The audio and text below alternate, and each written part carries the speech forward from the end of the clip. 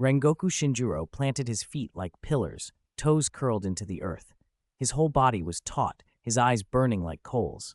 Red and yellow hair whipped in the wind, ablaze in human form. It wasn't the optimal stance for power, but he had stopped his blade just as it reached Sanemi Shinazugawa. Flame Pillar. We really don't suit each other, Duma said, helpless amusement curling his tone. A peony of blood seemed to bloom in the air, and a butterfly-shaped figure fluttered forward. Oh my, this won't do. Duma's eyes narrowed as he flicked the fan in his other hand. Blood demon art, scattering lotuses. Countless blood-red petals burst from the fan's edge. The petals surged like a tide. Butterfly Kanae could only evade. Sanemi stamped his right foot hard, driving power from the ground into his long sword. Fifth form, Autumn Mountain Wind, his sword swung in a furious arc, a wind blade surrounding him. The petals were blown backward by the gale. Though they looked fragile, they were terrifyingly sharp. A nearby bench and table, once intact, were instantly perforated. Sanemi's defensive swordwork tore through the petals, clearing the way for Butterfly Kanae. Fourth form, Crimson Hanagoromo, she called. Her peach-hued long sword carved 2 arcs through the air, a full-body slash aimed at Duma's neck. So hard, she exclaimed as hardness thudded up the blade. With the force she used, she could cut into his flesh. She could not, however, cut all the way through him. Blood demon art, frigid white princesses, Duma answered, spinning both golden fans.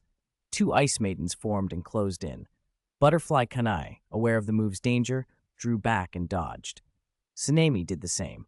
The 2 ice women exhaled a chill visible in the air. The temperature plummeted, crystallizing the ground beneath them. That was close, Duma taunted. Blood bubbled at his neck where Kanae's blade had struck, but the wound knit shut in an instant. Rengoku stepped forward, his breath scorching. Second form, Rising Scorching Sun, he called, driving his longsword from low to high. Years in the pillar seat had built his foundation deeper than any other. No one could match that power. Muscles coiled, veins rose, and his upward slash cleaved the advancing cold like a blade through silk. The frosty wind split around him, continuing toward one of the ice maidens and striking it dead on. The puppet cracked with a deep sound. Its breath died. Rengoku pressed the attack. Third form, Blazing Universe. A second, equally powerful slash finished the other puppet cleanly. Sanemi and Butterfly Kanae flashed past, pressing Duma. First form, Dust Whirlwind, Severing Slash. Sanemi's light green blade rapped with force, a wind that sliced through the lingering chill and rushed at Duma like a gale. Butterfly Kanae followed, seeking an opening. Duma smiled and leapt back, swinging his fans. Blood Demon Art, Winter Icicles. A spray of ice pillars whistled through the air, covering all 3 attackers and forcing them to halt. They shattered the pillars with their sword techniques. Duma, still airborne, swung his fan again before settling onto a rising ice lotus. Blood Demon Art, Freezing Fog, Sleeping Lotus Bodhisattva. The ground trembled as a visible wave of cold rolled outward from him. An ice bodhisattva formed, hands clasped, and Duma alighted upon its shoulder's lotus. He opened his fan to cut a smile across his face. Blood Demon Art, Crystalline Progeny. Ice puppets condensed in midair, this time unmistakably in his likeness. 3 replicas of Duma hovered behind him, grinning in unison. If you want numbers, I won't lose, you know, he said behind the fan. Butterfly Kanae's eyes widened. Facing 3 pillars, she hadn't expected Duma to muster such strength. Thinking back to what she'd seen earlier, how he had swallowed an amount of wisteria poison equal, it was said, to 37 kilograms and nearly killed Kanao and that young man, she knew dealing with him would be extremely difficult. Add to that the fact that the wind pillar standing beside them was 5 years short of his future strength, and that Rengoku was trying to conceal a new breathing technique meant for Kibutsuji Muzan, and the engagement had already reached a tense stalemate. Shall we go all out? Rengoku asked quietly, watching Duma. Sanemi tilted his head, frowning. This opponent was far more dangerous than the Upper Moon 6 they had encountered before. If the fight dragged on and Muzan discovered their position, it could be disastrous, and Duma wasn't running. He stood on the ice lotus, waiting for them. Duma spread his arms, not taking them seriously. I'll eat these 2 men, and then you'll go into my belly, he said, scanning them with a casual air. Rengoku and Sanemi's faces tightened with anger. Hide your Nichiren and strike with everything, Natsume Yuu advised Butterfly Kanai plainly. There will be plenty of chances later to lure Kibutsuji Muzan out. Natsume's warning was blunt and necessary. As someone tied to the Eternal Paradise faith, he understood better than most how easy it was for Duma to take victims. Many desperate souls came to the cult already crushed by life. Duma had fed on them. Having consumed so many, his strength was genuinely terrifying. Chapter 162, Section 162. Even if they didn't hold back, it would still be difficult for the three of them to defeat Duma. Compared to that, revealing a new breathing style felt less consequential. Except for the crimson-red Nichiren blade, let's go all out. Butterfly Kane spoke as if a weight had been lifted. Her breathing changed silently. A faint peach-colored aura bloomed around her, and where it shimmered, it seemed like flower petals drifted on the air. Duma raised his eyelids, his folding fan folding up in his hand without him really thinking about it. He hadn't paid much attention to the woman before, but now she made him feel something like danger. Still, his indifference kept fear from arising. He didn't consider reporting to Kibutsuji Muzan or retreating. A strange aura flared from the other two as well. I've been waiting to hear that line for a long time. Sanemi Shinazugawa grinned fiercely. A sudden breeze swept the room, making his white hair whip like grass. Let him see how powerful we are. Rengoku Shinjiro's eyes burned as if with actual flame. His already hot breath intensified. A faint red glow made him seem to smolder. The hall, chilled by Duma's blood demon art moments before, warmed rapidly. Invisible ice crystals in the air began to melt. Duma clapped his hands, a playful smile at the corner of his mouth. Interesting, interesting. Let me see what changes you've made. 3 ice puppets sprang out from behind him. These were nothing like the female puppets he had used before. They had independent combat awareness and could use his blood demon art. The 3 ice puppets launched their own attacks immediately. Blood demon art, freezing cloud. Blood demon art, wisteria lotus. Blood demon art, winter icicles. A white smoke of ice crystals poured from the leading puppet's hands and blanketed the ground. The smoke hid the floor. Anyone who touched it would be simultaneously scalded by the heat and produce steam. From that mist, numerous ice vines like writhing snakes threaded along the ground and coiled toward the legs and wrists of the 3 Hashira. Icicles began to rain down from above with the sharp whisper of breaking wind. Vision obscured, immobilizing vines, and falling icicles. 3 types of attack came at once. If it had been a normal Hashira, if it had been the old Kanae and the others before their changes, they would have been forced onto the defensive. But the 3 standing there now were calm. 5th form, Autumn Mountain Gale. Sanemi's blade swept, sending a green gale surging forth. 4th form, Serpentine Blaze. Rengoku unleashed scorching flames carried on the wind, spreading outward in a scorching wave. 6th form, Swirling Peach. Kanai danced like a butterfly through the flames. She leaped at the ice puppets, flipping in the air and bringing her Nichiren blade down in a horizontal arc. Puppets were not people. They had no reflexes to match a living opponent. The leading puppet was sliced clean in half at the waist. The faint shower of petals trailing Kanai's blade spun into the air like a long pink dragon. Both speed and power have increased so much, Rengoku murmured. And where did those petals and flames come from? Perched above, Duma noted Kanai's changes, his thoughts snapping like lightning. He flicked his folding fans into a cross and sent a blade of petals streaking toward Kanai, who had not yet landed. 5th form, Flame Tiger. A roaring beast made of gathered flames sprang out and raced past Kanai, its blazing paws scouring the ground. It swallowed the drifting ice petals in its wide, blood-red maw. A thick hiss of steam poured off the flame tiger. Its broad form was suddenly perforated by holes as the steam billowed. Sanemi appeared beside the flame tiger in an instant, his feet wrapped in a fierce wind as he launched himself toward Duma. The air pressed down as if a heavy object had fallen. Sanemi's face was wild. His right hand, wrapped in a bracelet, became a hand blade and came down in a crushing chop. The arm made of condensed ice had incredible density. Even a single blow from it weighed more than it should. Sanemi aimed to drive it down like a punishment from above. I don't care what kind of bodhisattva you claim to be, he snarled, grinning with unhinged intensity. If you stand in the way of me slaying demons, I'll cut you down." He stomped his foot. The explosion of force echoed through the hall. His forward momentum halted, as if struck by something heavy. "Sixth form," he breathed, veins standing out on his hands as he gripped his Nichiren blade. Heat shimmered along the blade. His brows were upturned with fierce resolve. Black wind smoke screen! A slash that cut through black and pale green surged from his blade and collided with the hand blade descending from above. Clang! The sound of metal and ice rang out so loud it seemed to split the night. The floor beneath Sanemi buckled, cracks spidered outward. Thick smoke poured up and shattered stones flew like hail, wreaking destruction on the ornate hall that had only moments before seemed luxurious. Now it was a ruin. The giant arm, larger than a man's, smashed into Sanemi's narrow, long blade, yet no single side held a decisive advantage. Sanemi gritted his teeth, eyes bulging with bloodshot veins.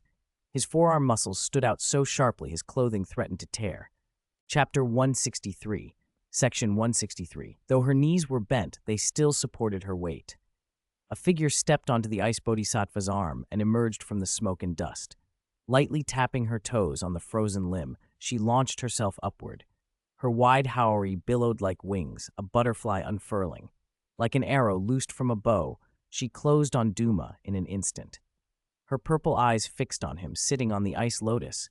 Her peach-colored Nichiren blade shimmered with a soft pink light. At that moment, the ice bodhisattva beside Duma opened its mouth and sprayed a volley of glittering ice crystals. "Second form, Plum Blossom Shadow." "Butterfly," Kane cried, already prepared. Kane's long Nichiren blade slashed out fiercely. Arcs of peach light cut through the air and shredded the advancing white crystals. As she held the barrier against the spray, a scorching aura erupted skyward. The ground trembled. A burst of flame shot up like fireworks, then lunged at Duma. In a flash, the air was only residual heat. A flaming Nichiren blade thrust straight for Duma's head. Duma's pupils narrowed. He snapped his golden folding fan shut and held it horizontally to block. The clash of metal rang through the hall, a sound that would have made ordinary ears ache. The impact converged on the fan's center and refused to be easily deflected. The golden folds splintered under the force. The fan cracked, spun, and flew apart. Duma hurriedly raised his other fan, and with that, barely managed to stop the strike. His eyes widened in surprise at the sheer power of the blow, but Rengoku Shinjuro was not the only one attacking. After dispersing the ice crystals, Kane landed atop the bodhisattva. Pushing off with bent knees, she shot toward Duma like an arrow again. Mid-air, she twisted, using the rotation to channel every ounce of strength into her Nichiren. She struck at his neck with a horizontal slash, this time with full force from her modified breathing technique. Where her earlier cut had failed for lack of power, this one succeeded. The blade cleanly severed Duma's head. His head spun away, flying through the air. "Ah! I didn't expect my head would be cut off as well," he said calmly, even as death loomed. At the same time, Sanemi Shinazugawa had already severed one of the bodhisattva's arms. Seeing Duma thrown through the air, Sanemi twisted his body, drawing back his blade like a coiled bow. He stomped his foot and let loose a lightning-fast strike. The pale green blade struck the headless body with brutal accuracy and slammed it into the wall behind. The impact sent the body crumpling, debris and flame scattered. Duma watched his own dissipating form and the vanished ice bodhisattva and wondered, almost curiously, is there really nothing left after death? He had always assumed death was simply oblivion. Nothing, nowhere. Now, facing non-existence, he pondered it briefly before his vision darkened and everything went black. The three breathers, Rengoku, Kanai, and Sanemi, exhaled softly as the ice bodhisattva vanished. They switched their breathing back to their original styles. The modified breathing technique had proven extremely powerful, but none of them could keep it up for long. Once they shifted techniques, they could not maintain the full concentration state indefinitely.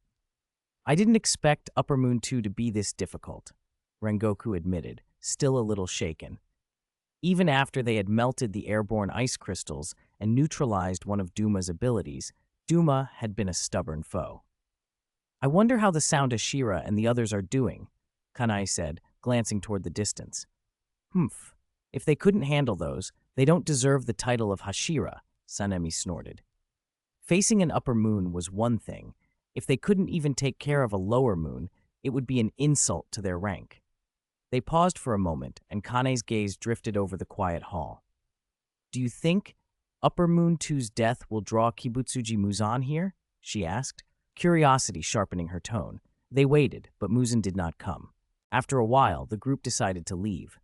The followers of the Eternal Paradise faith were persuaded to withdraw by other Demon Slayer Corps members. For now, there was nothing more to do. Inside the Infinity Castle, however, the atmosphere had turned intolerably heavy, like a black cloud smothering the place. Even the illusory space itself felt suffocating.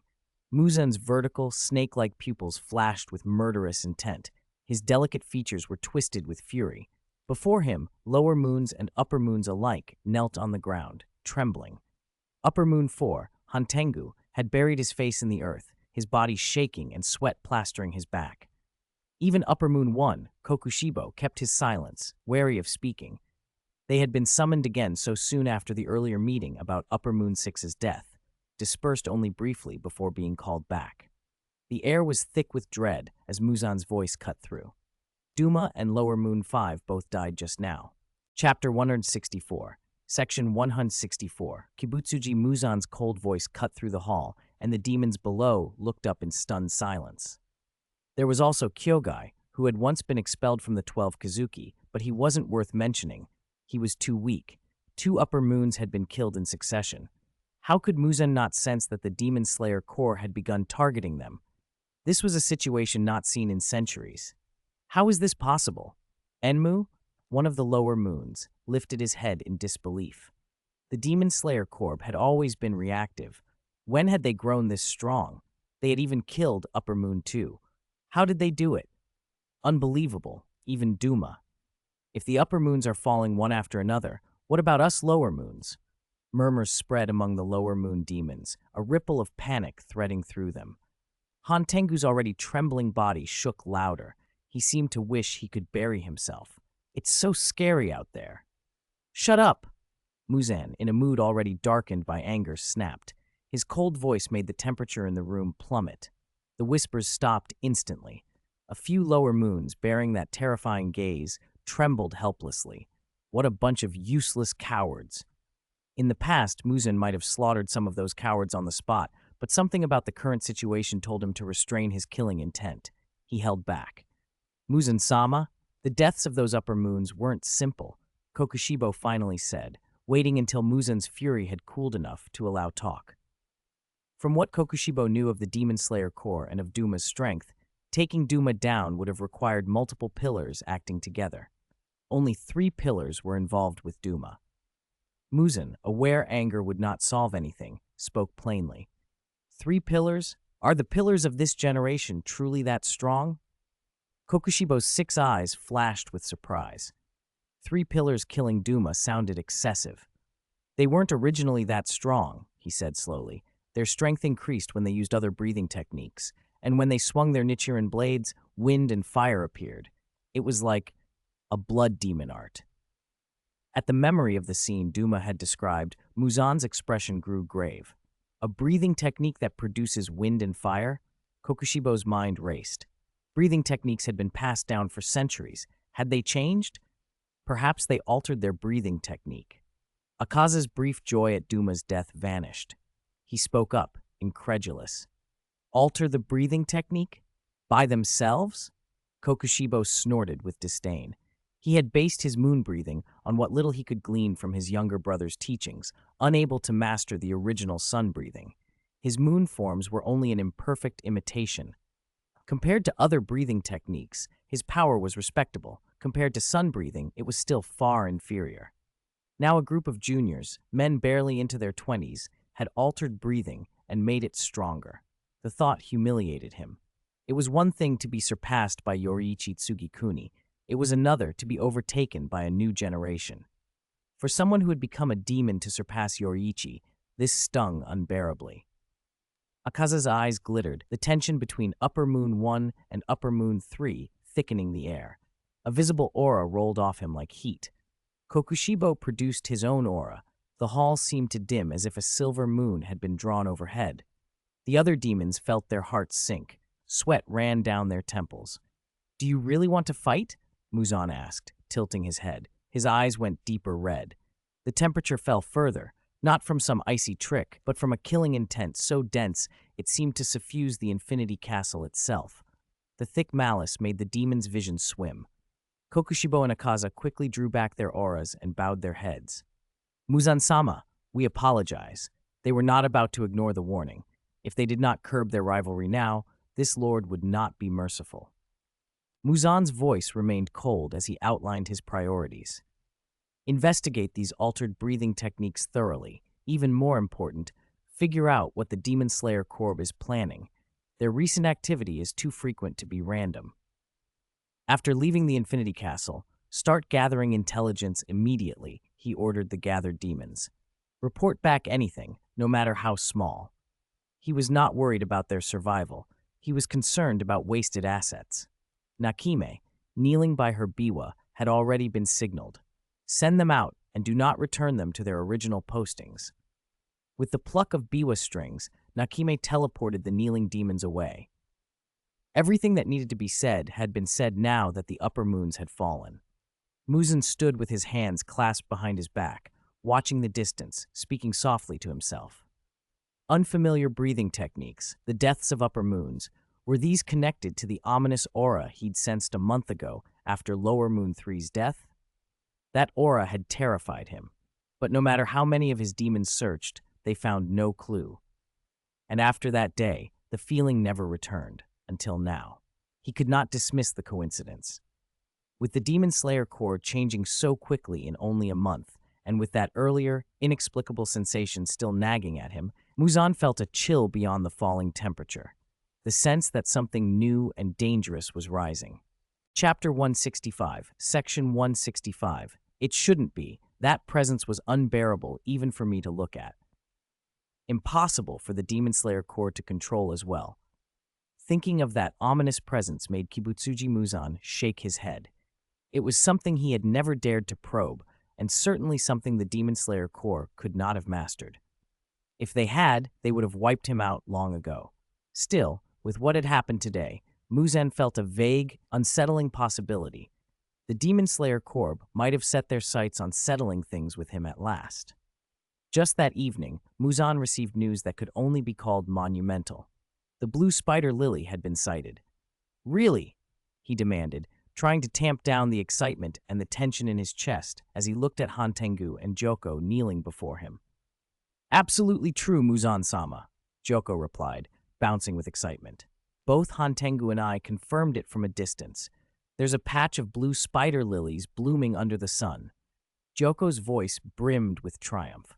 He had found what Muzan had sought for centuries. The reward would be immense. If Muzan bestowed more blood on him, Joko might rise from his current position as Upper Moon 5. Muzan's eyes glittered with excitement as he turned to the two demons. After making sure they were not lying, the corners of his mouth lifted into a wild grin. Joy bubbled up uncontrollably from him. "Ha!" Muzan laughed, his voice ringing through the Infinity Castle. "Under the sun, huh? No wonder I could never find it." He had actually sent humans to search before, but this land could not be combed by a handful of people, especially given how rare the flower's bloom was. That hope, after hundreds and thousands of years, remained so elusive, yet now it had appeared. But Duma and Gyutaro only died yesterday, and today there's news of the blue spider lily. It seems too coincidental. Muzan's laughter faded, and his brow knit. The coincidence left a strange taste in his mouth. "Even if it's a trap, I will go," he said after a moment. "If the Demon Slayer Corps are all gathered there, I will take the opportunity to annihilate them." A red light flickered in his vertical pupils as a murderous aura seeped through the Infinity Castle. All the coincidences swelled Muzan's suspicion, yet the blue spider lily was the very thing he'd been searching for 1,000 years. It was essential to his becoming a perfect being and finally walking under the sun. His ambition to rule like a god drove him forward, even if it might be a trap. And because the flower was so important, he could not simply send subordinates.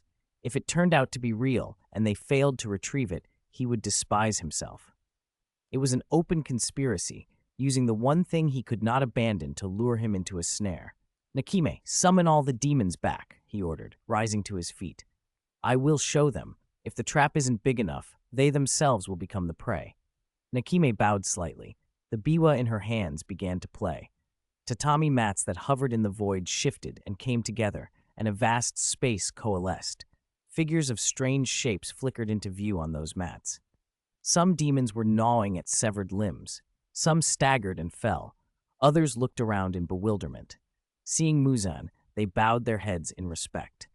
Lower-ranking demons had no right to enter the Infinity Castle. Many had only seen Muzan once when he transformed them. Now, under Nakime's full power, demons that had been scattered across Chongying appeared here almost instantly. They were subdued rather than rowdy. The presence of the Ghost King above them, reeking of blood and authority, pressed them into silence. Kokushibo Akaza and the other upper and lower moons scanned the gathering as they arrived, checking for casualties. To their surprise, everyone was alive, and the place was packed. They had been dismissed only yesterday. Why were they summoned again today? The frequency of summons over these 2 days was unprecedented, 3 times in 48 hours, when in the past they might not be called in a century. Feels like a war is about to start, Akaza murmured, watching the scene in Muzan's murderous intent. Kokushibo nodded. That's right, a war is about to begin. Gyako's gleeful voice piped up from the pot he projected from. The upper and lower moons turned to him. Between us and the Demon Slayer core, he sang, a strange smile on the face that peered from the pot. The blue spider lily has appeared. The demon who retrieves it, I will make them Upper Moon 1. Muzan spoke simply to the gathered demons without unnecessary words. Kokushibo's eyes narrowed in comprehension. No wonder Muzan had summoned so many of them. The blue spider lily had been found. It could also be a ploy by the Demon Slayer Corps, and Muzan was making a grand show to guard against it. Upper Moon 1? It's mine, Akaza declared, chest swelling with fighting spirit. Whether this was a trap did not matter to him. He craved strong opponents, surpassing Kokushibo and claiming the top spot was all that mattered. I'm waiting, Kokushibo said coldly, though in his mind he considered the possibility of a trap. If it was one, what assurance could the Demon Slayer Corps have to stand against Muzan? Were they relying on some strange breathing technique? Before Kokushibo could puzzle it out further, Muzan ordered Nakime to move the Infinity Castle. With so many demons present, even if it was a deadly snare, he could still escape. There was no need to fear. Nakime's music swelled, the tatami mats shifted, and the Infinity Castle began to move. The bright moon hung in the sky. Moonlight poured cool and clear into the valley. Flowers swayed gently in the breeze, but they were not ordinary red spider lilies. They were the strange, rare blue spider lilies. It really is the blue spider lily. On a nearby ridge, Kibutsuji Muzan could barely contain his excitement. He clenched his fists until his knuckles whitened. Too much excitement made his eyes glow a faint crimson. From afar, he looked like a demon descending to the world. Kokushibo's 6 eyes glittered with curiosity. He, too, was seeing the blue spider lily for the first time. Muzan-sama, the Demon Slayer Corps have arrived. Akaza's gaze flicked toward the mouth of the valley. 5 streams of concentrated fighting spirit rippled through the air, a refinement achieved only through endless trials. In this world, humans who carried such dense combat aura could only be the pillars of the Demon Slayer Corps. As the trees thinned, 5 figures in Demon Slayer uniforms emerged into view. 4 men and 1 woman, each carrying a torch and some rations. Only 5 people, Kokushibo murmured in surprise. 5 would hardly be enough to deal with Muzan, he thought. Could this really be a full-scale operation by the Corps? Muzan himself was surprised. He knew the long grudge between him and the Demon Slayer Corps. If this were an ambush, 5 people would be insufficient. The fact that only 5 had come made the intelligence suddenly seem far more credible. They intend to burn the blue spider lily? Imu looked at the newcomers and then at Muzan. No wonder we couldn't find it before. It seems the Demon Slayer Corps has been burning them whenever they appear. If Lord Gyoko and the others hadn't discovered it first this time, we'd have been on yet another wild goose chase. Kyogai, a lower moon, chimed in quickly. He wanted to imply that their earlier failures weren't his fault, but the Corps' cunning, and Muzan merely frowned. Blame could wait. They needed strength now. Go and seize the blue spider lily for me, Muzan ordered, pointing into the valley with fingernails like claws. Bring back even a single bloom, and I will grant that demon more blood. The demons behind him answered with howls. A murderous light ignited in their eyes as killing intent rose into the night sky. Creatures that had been sleeping nearby broke into terrified cries and scattered. Then the demons surged forward, darting past Muzan in dense streams. They leapt over several-meter drops, crossed jagged ground, and ignored brambles and thorn thickets that would slow any human. Trails impassable to ordinary folk meant nothing to them. In the black of night, they streaked like arrows.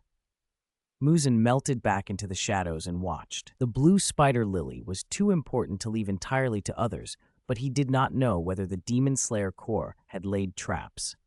He sent the initial wave in to test the field and waited for an opportunity to seize the prize himself. At the mouth of the valley, the five advanced toward the flowers, even as the distant howls of demons grew louder. "They're here," Sanemi Shinazugawa said, grinning with a savage edge. His upturned eyes were filled with ferocity. His whole body trembled, not with fear, but with exhilaration. He wanted, above all, to slaughter every demon so no one would have to walk the path his younger brother had endured. Though blind, Himejima Jyome's other senses were honed to a razor's edge. He could feel the faint tremors in the ground and could tell the demons were coming in force. Even if they weren't sending everything they had, the approach was formidable. "This makes my blood boil," Rengoku Shinjiro said, his smile unbroken. His red and yellow hair flickered like flames in the torchlight. Uzui Tengen looked to Butterfly Kane at his side. By they, he meant not the other corps members, but the strong fighters from other worlds. "Are they ready?" he asked. Butterfly Kane glanced at the screen where Natsume Yuu and the others were responding on the live stream and nodded. "Yes, they can join at any moment." "Then let's annihilate them completely this time," Uzui declared. Himejima clasped his hands, and a sharp, righteous aura rose around him. The others did not speak, but their presence tightened like drawn steel. When the five entered the valley, the blue spider lilies spread before them in a strange, luminous bloom. A soft, swishing sound came from behind. The forest was birthing shapes. The demon slayers turned, and figures charged out one after another, their pupils shining with a hungry light that seemed to devour the air itself. "Muzan-sama's blood is mine," a demon cried as it sprang forward on all fours, a bestial grin splitting its face. "Then allow me, the god of festivities, to set this battle to music," Uzui said with a grin. He bent his knees and in a flash covered more than 10 meters. He did not use any ornate sword technique. He simply swung his Nichiren blade. A demon's head spun free and flew, its expression frozen in surprise. The fallen creature's body slumped to the ground. "Huh?" The demon's stunned voice broke off as its consciousness vanished. The low-ranking demon had never imagined such a potent force existed among the Demon Slayer Corps. "Let's add a little extra spice."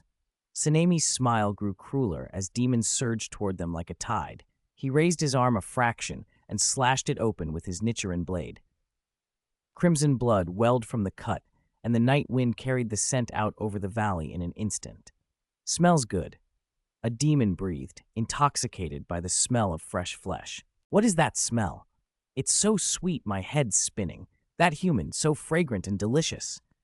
The scent of rare blood rolled through the clearing like a physical force. The demons who had hesitated after their leader was cut down now wore dazed, intoxicated expressions. The weaker ones swayed as if about to faint, unable to tear their eyes away. A single thought consumed them: eat him. Driven only by appetite, they shed caution and charged toward Sanemi Shinazugawa. "Don't hold back. Fight at full strength," Butterfly Kanai said softly, drawing her long sword. The crimson-red Nichiren blade, the same kind that had once wounded Kibutsuji Muzan, was a lure no demon would abandon easily. If they survived, they would hunt down whoever could wield such a blade. "Breathe." Kanai's words prompted the other four to exhale and then inhale deeply.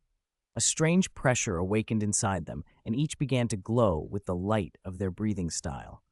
Himejima Gyome stomped forward, and the earth cracked beneath him. Unlike the others, his weapon was not a sword, but a broadaxe and a spiked flail chained together, monstrously heavy and correspondingly devastating. With a roar, he leapt, swung the chain, and sent the weapons spinning. Wind shrieked as a pale yellow light wrapped the broadaxe and flail. Fifth form, Vajra Wheel. The air in front of them seemed to harden. The demons, slowed by the intoxicating blood scent, reacted too late. The broadaxe came down from above and cleaved into a demon's corpse as if it were paper. It slammed into the ground with meteor-like force, cracking the earth. Gyomei yanked the chain to retrieve the broadaxe and sent the flail flying in the other direction. Several demons exploded like bursting melons under the impact. He retrieved the flail, threw the broadaxe again, and continued in a brutal rhythmic onslaught. The ground rang with each strike. Fourth form, constant resounding slashes. Uzui Tengen scattered several black balls into the air and whirled his twin swords like streaking lightning. Each pinprick of sound was precisely sliced through. Explosions of flame roared outward, engulfing the rushing demons. Their stone-hard bodies couldn't withstand the shockwaves. They were blown to pieces as Uzui's blades severed their heads. First form, Dust Whirlwind. Cutting wind. A sharp wind gathered around Sanemi Shinazugawa as his blade carved the ground. He lunged forward with brutal speed, leaving a wound-scarred ribbon of earth behind him. The lead demon was not only cut from throat to belly, but impaled as the sword punched through. Sanemi twisted slightly and scanned the swarm approaching from all sides, a feral grin on his face. Eighth form, Primary Gale Slash. His blade rose and spun along his hip, a sharp arc of green that sliced through the encircling demons like a spiral gale. A thin white vapor left his mouth and nose as his Nichiren blade began to shimmer with heat. Rengoku Shinjiro's body glowed with a scorching aura. His blade flared brighter, flame igniting hotter than before. Esoteric Art, Ninth Form, Rengoku. Scarlet fire wrapped him like a living sphere. He bent his knees and lunged forward, crossing more than 10 meters in an instant. The charging demons were moths in that blaze. The flames consumed them until only scorched black earth remained. When the heat died, several demons had been reduced to ash. Kanai fluttered like a butterfly, her Nichiren blade stabbing forward with astonishing speed. The trail of her strike bloomed like a flower, peach-colored petals twirling in the air. Her movements were elegant but lethal. Fifth form, Peonies of Futility. Though they were only 5, the Hashiras moved like a meat grinder, tearing through the advancing demons one by one. Akaza watched the Hashiras unleash their different breathing styles, the colors of their lights flashing across his face. Surprise flickered there, but it quickly hardened into excitement. Their power is substantial. No wonder they were targeting the upper moons. Kokushibo, observing from afar, noted calmly that only 5 had shown themselves. It didn't look like a full Demon Slayer Corps ambush. 5 Hashiras, let's see who takes the most heads, Akaza said, turning to challenge Kokushibo with hot eagerness. Kokushibo's expression didn't change. I will be the only victor, he replied coolly. The pre-battle observation was nearly over. Prolonging it would only risk provoking their lord. The 2 upper moons surged forward like lightning, and the other demons who had been watching began to move as well. On the slope, a small figure trembled but ran hard.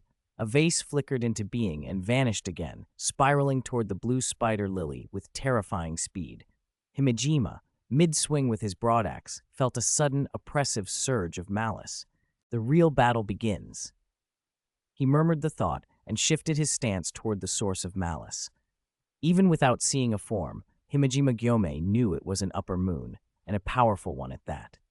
He drew a deep breath and poured every ounce of it into his body. Strength surged through his limbs, the chains in his hands thrummed. The broad axe and spiked flail in his grip seemed to glow and redden under that burning will. Rengoku Shinjiro, the most senior of the present demon slayers, had been singled out by Akaza. Looking up at the demon who would one day kill his son, Shinjiro whispered, "So this is it. What my son could not do, I, the father, will accomplish." A fierce smile curved his lips, and his eyes blazed as if with actual fire. His Nichiren blade heated until it glowed red. From the 2 humans and the 2 upper moons, 4 imposing auras rose. The other demons, realizing who the upper moons were focusing on, melted back fast. That's the red blade!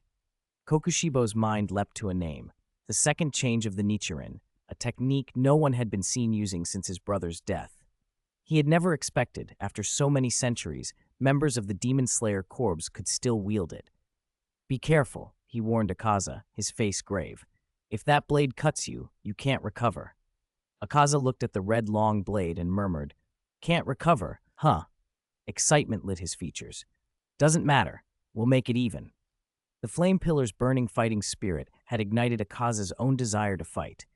Even if he could not regenerate, he believed in his fists and kicks, believed they would be more than a match. The surging combat intent tore upward. Nothing stood between the two sides now. The ground itself seemed to scream as the clash began. "Sound Pillar, destroy the blue spider lilies," Butterfly Kane called, glancing toward the nearby battlefield and shouting to Uzui Tengen. "Understood," came the reply. Uzui pushed the demons, blocking him aside, his body haloed in a faint golden light. Like lightning, he sped toward the cluster of blue spider lilies. Small black pellets had already formed between his fingers. He launched them like bombs the way he used projectile weapons. Though tiny, the pellets' explosions could rip apart weaker demons, and the delicate flowers would be even more vulnerable. "Stop him!"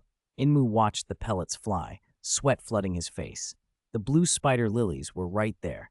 If they were destroyed now, he could not imagine the fury Kibutsuji Muzan would unleash. Hantengu's panic matched his. The explosives were closing. The blood demon arts of his clones could trigger them. At that distance, he could not guarantee the lilies' safety. The demons accelerated as fast as they could, but Uzui was already nearly on them. They could only watch helplessly as the black pellets neared the cluster. Just as despair swallowed them, a vase materialized in front of the pellets. A rush of water gushed from its mouth and instantly wreathed the explosives. Though Uzui's projectiles were sealed in waterproof casings, being drenched rendered them impotent.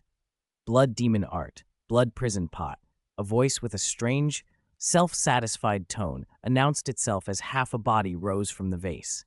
Where eyes should have been were two pairs of green lips. A vertical eye on his forehead bore the kanji for upper moon. In the center of his face, he bit down on an eyeball shaped like a 5. 4 small, childlike arms framed his head. The half-formed torso that emerged was flanked by 3 more pairs of disproportionate arms, giving him an unnerving, grotesque appearance. "At the crucial moment, you still have to rely on me." Joko's 2 mouths chuckled, arrogance thick in his voice as he watched Uzui streak toward the lilies. "10th form, constant flux." A wave of sound erupted. A figure wrapped in water surged forward like a swimming dragon and slammed into the blue spider lilies at impossible speed. The fragile blossoms could not withstand the force. They were sliced in half and scattered, petals and blooms ripped apart by the blast of wind. When did he appear? Enmu's eyes widened in shock as he saw Tomioka Gyu standing amid the ruined lilies, rage splitting his features. He had never sensed Gyu's presence until that instant. It was as if the man had been hidden until he chose to reveal himself. "Muzan-sama will kill us!" Lower Moon 2, Hyro, slipped from the shadows, terror making his voice thin. He and the others could only picture the punishment that would follow, Muzan's furious retribution for the loss of the flowers he had sought for 1,000 years. They had always been expendable pawns to him. But then, the 3 demon slayers' expressions did not shift to triumph. Instead, they turned their gazes elsewhere.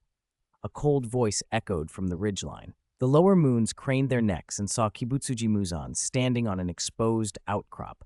Several blue spider lilies clutched in one hand. He had moved with terrifying speed and plucked them up before Tomioka could reach them. "So quick, we didn't even stand a chance," Tomioka said, his expression hard and solemn. Kibutsuji Muzan did not appear at once. Destroying the blue spider lily to force him out had been part of a long-made plan. But when the sword technique had been used, only a shadowy figure had flashed, too quick and indistinct to see clearly. Thinking back now, if that figure had truly struck, he would have been completely unable to parry. Even with a new breathing technique and a red blade, it would probably have been nearly impossible to defeat him. Sanemi Shinazugawa had noticed that too and felt a hard surprise in his chest. An expert's movement betrayed their level. The opponent's speed had been like lightning. Even he could not have kept up. He had heard of Muzan's strength from Kanai before, but he had not expected the gap to be this wide. The other pillars likewise tightened their vigilance. Pei and the other lower moon demons let out long, frustrated sighs. They had lost the chance for promotion, but at least what Muzan wanted had not been completely destroyed. Otherwise, the consequences would have been unbearable. Muzan's appearance caused a brief lull to fall over the chaotic battlefield. Both demons and the Demon Slayer Corps paused, each side holding its ground. Still, the Corps was small. Even standing together, they were tightly surrounded. Muzan frowned, picked up the blue spider lily, and brought it to his nose. "This is fake," he said. There was no scent of plant life. Only then did Muzan understand. His excited smile twisted into something else.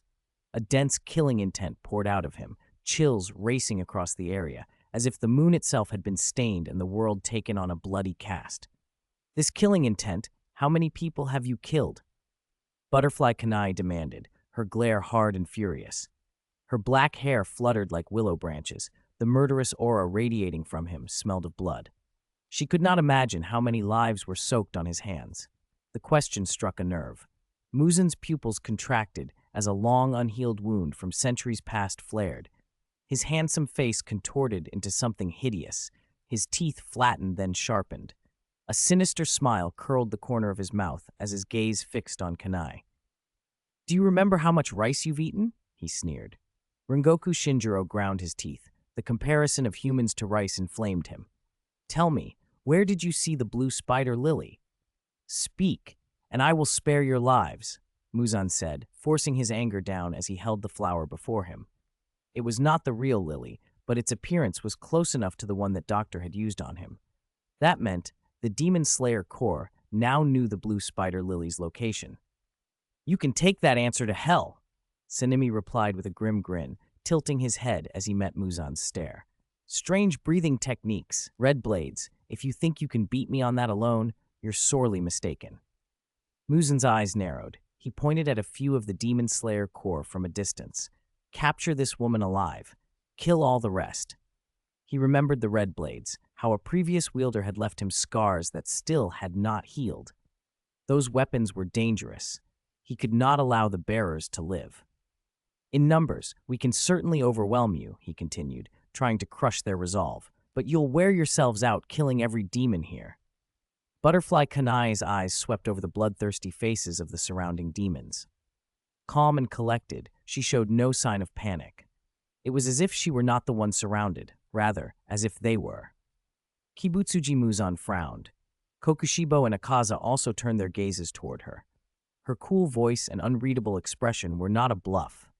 What could give her such confidence when she was so deeply encircled? "But if you want to compare strength," Kanai said softly, "you're the ones who will lose. Please, everyone, lend me your strength." Her purple eyes shone. She stood beneath the moonlight, her black hair like a waterfall, and then called out. The moment her voice faded, a vortex of white light tore open in the air. Uzui Tengen and the others stared, curious. They had traveled between worlds before, but none of them had ever seen anything like this. "What?" Muzan and the demons around him widened their eyes.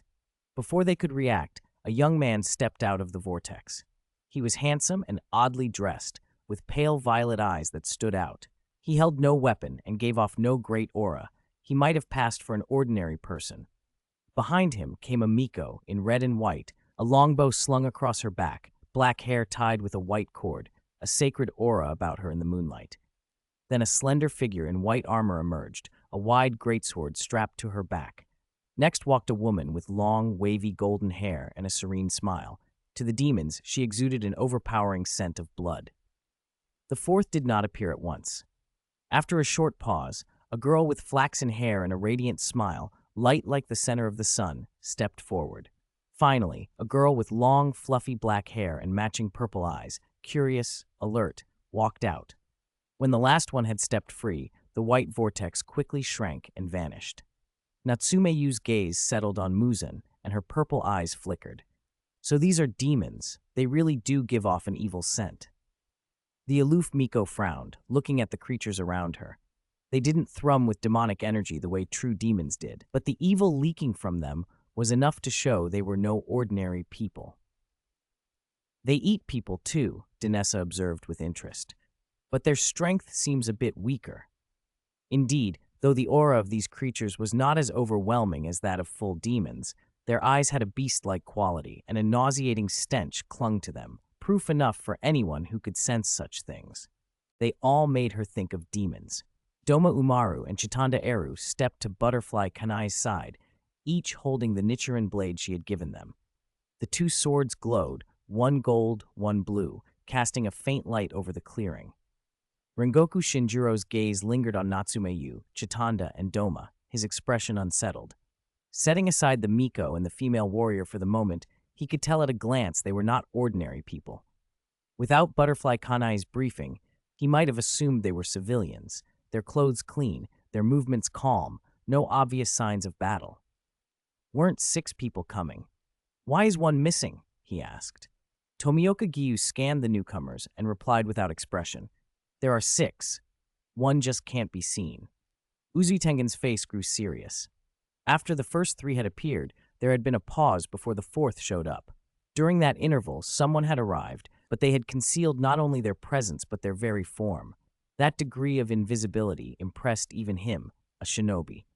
Himejima Jome, sensing the shift despite his blindness, clasped his hands and nodded. Kibutsuji Muzan's brow tightened. The way the unseen person had arrived felt eerily familiar, like Nakime's manipulation of the Infinity Castle. But how could a human mimic that? And the woman in white armor standing nearby. Her aura was muted, but just seeing her sent a chill through him. All his cells seemed to warn of danger. Even when he had first met Yoriichi Tsugikuni, he had not felt like this. The instant he saw her, Muzan felt the urge to flee, but then he noticed the sword on her back. It was not a Nichiren blade, and that small fact steadied him. I'll take that one. I've been holding back for a long time. Under the attention of both humans and demons, Natsume Yuu spoke for the first time since arriving. As you wish. Dinessa's smile didn't fade. She watched Natsume with keen curiosity. In her world, only women could become greatswords. When they released demon power, it produced a physiological pleasure men could not bear.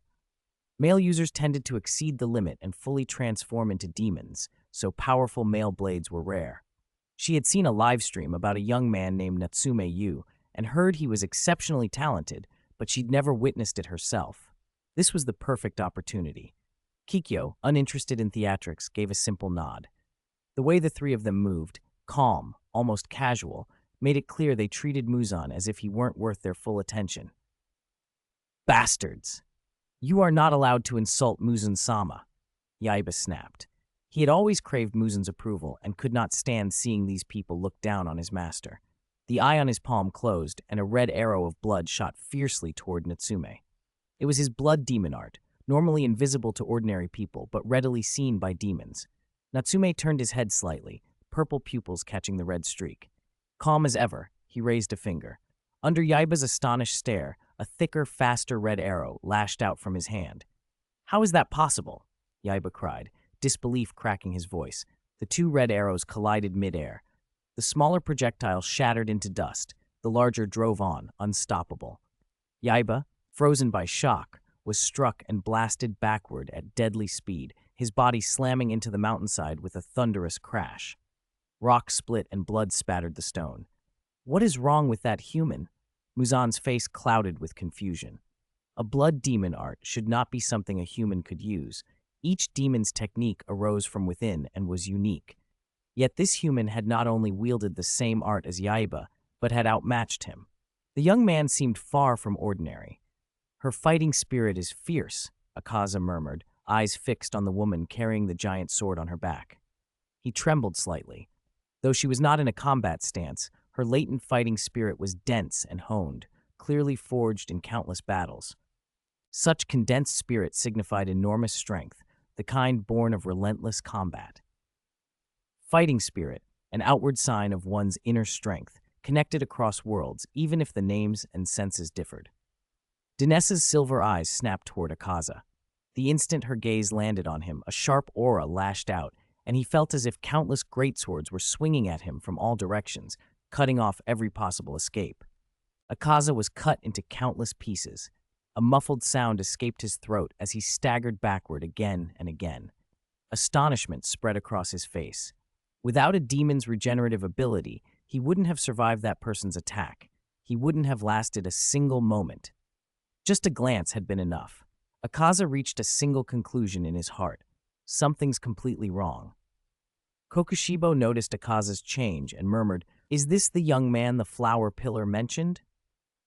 Even though Himejima Gyome couldn't see, the commotion caused by the two blood demon arts made the situation obvious. Butterfly Kanai had told them about a young man, an uncanny prodigy who could copy an opponent's technique after seeing it once, then use it to surpass the original user. He seemed almost like talent incarnate, a person who could mock the years someone else had spent practicing. No one had expected he could even learn a blood demon art. He truly is like a monster. Uzui Tengen's voice was low and full of feeling as he stared at Natsume Yuu. What an incredible young man. Rengoku Shinjiro rested his long sword on his shoulder, beaming openly. Indeed, we are different.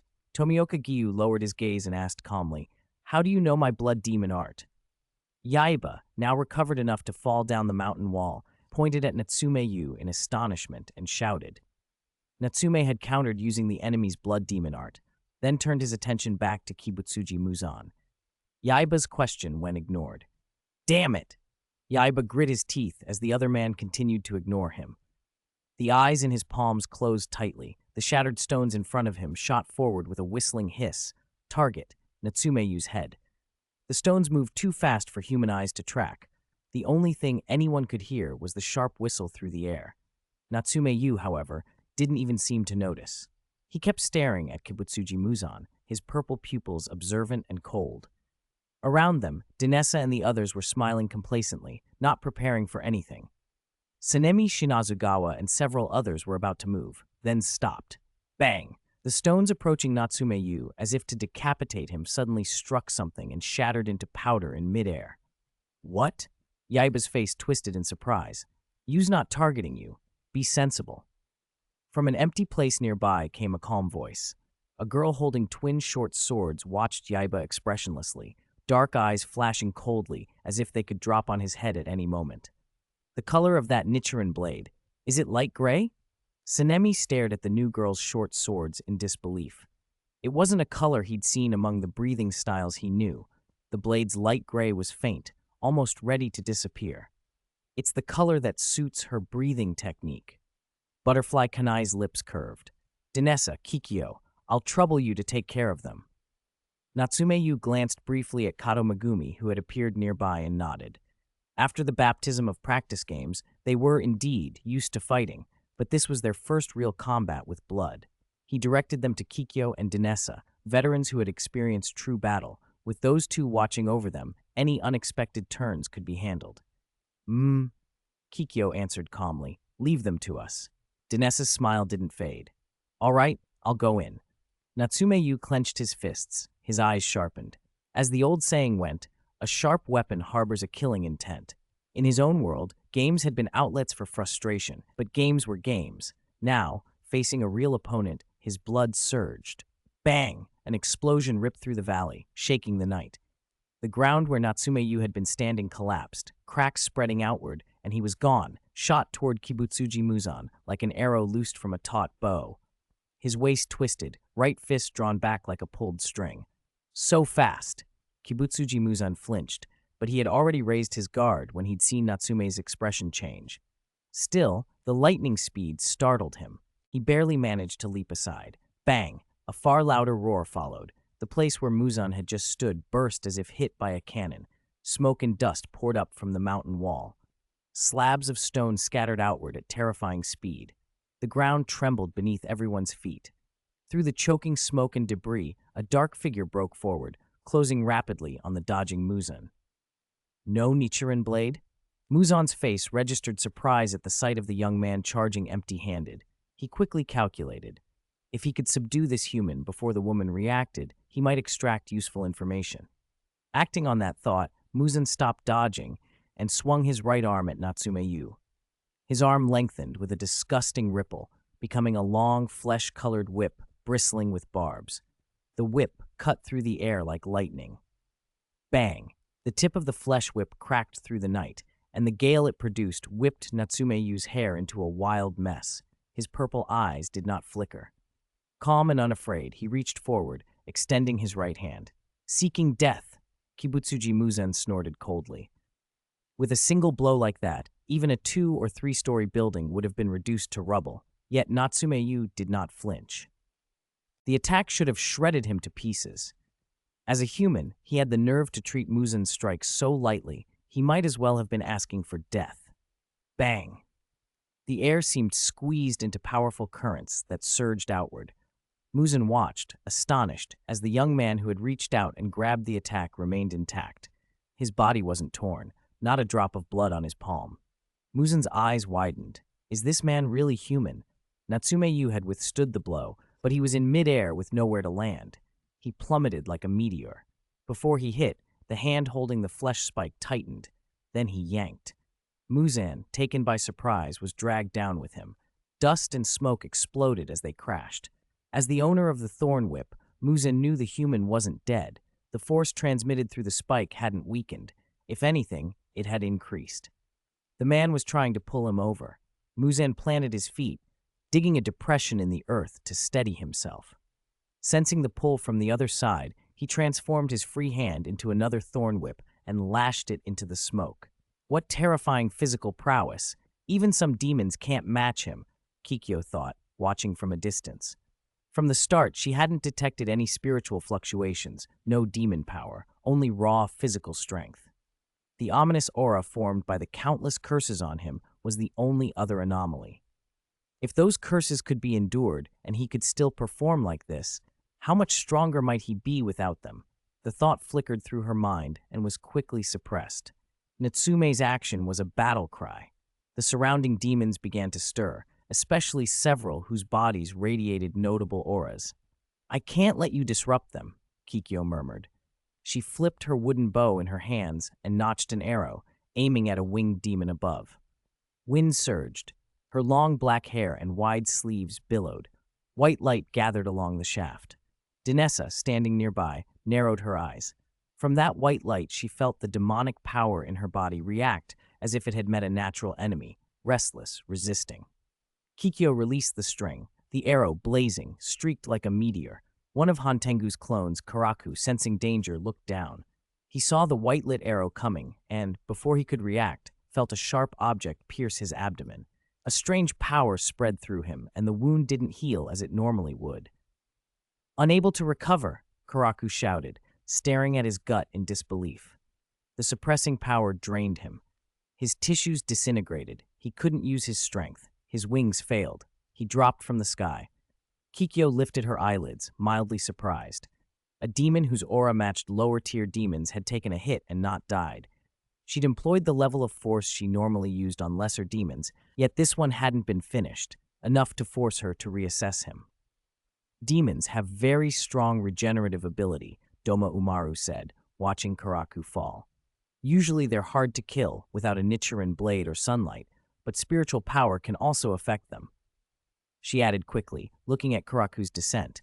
An ordinary arrow wouldn't normally stop a demon that relied on regeneration, but Kikyo's spiritual power was clearly restraining his recovery. Is that so? Kikyo murmured. She drew again, pouring a surge of spiritual energy into the bow. The simple longbow erupted with terrifying might. The next arrow, wrapped in white light, became a beam and shot forward, ripping the ground into a trench.